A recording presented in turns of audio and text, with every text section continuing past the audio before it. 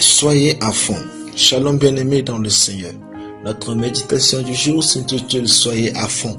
Nous tirons notre texte dans Colossiens 3, 23 qui nous dit ceci. Tout ce que vous faites, faites-le de bon cœur comme pour le Seigneur et non pour des hommes. Alléluia.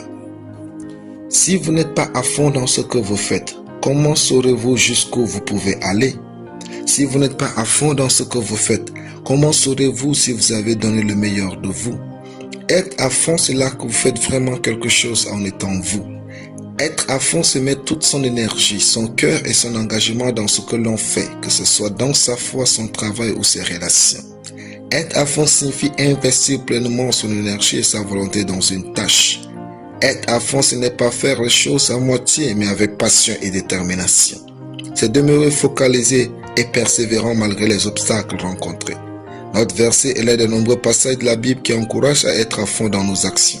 Il est écrit, « Tout ce que vous faites, faites-le de bon cœur comme pour le Seigneur et non pour des hommes. » Quand vous êtes à fond dans ce que vous faites, c'est la preuve que vous avez un cœur qui vit devant Dieu et non devant les hommes. Quand vous êtes à fond dans ce que vous faites, vous avez plus de chances de réussir dans ce domaine qu'une personne juste douée. Quand vous êtes à fond dans vos actions, vous posez des actes qui inspirent les autres à s'engager pleinement. Le fait de rester à fond dans vos actes augmente votre épanouissement et vous permet d'atteindre une satisfaction profonde.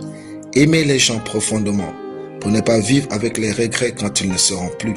Ne vous réservez pas pour faire de bonnes choses, sinon vous quitterez ce monde avec des regrets dans le cœur pour ne pas avoir profité pleinement de votre existence.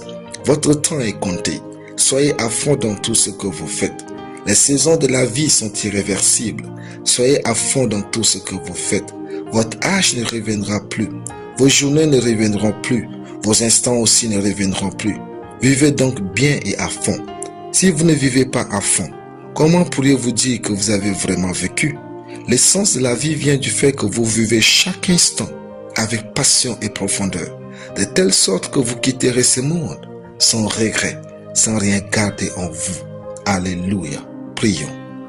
Merci Père pour ta parole. Je confesse que j'ai fait tout à fond pour le Seigneur au nom de Jésus. Amen. La lecture biblique en une année, Ésaïe chapitre 1 à Ésaïe chapitre 5. Soyez bénis, c'était le pain du ciel.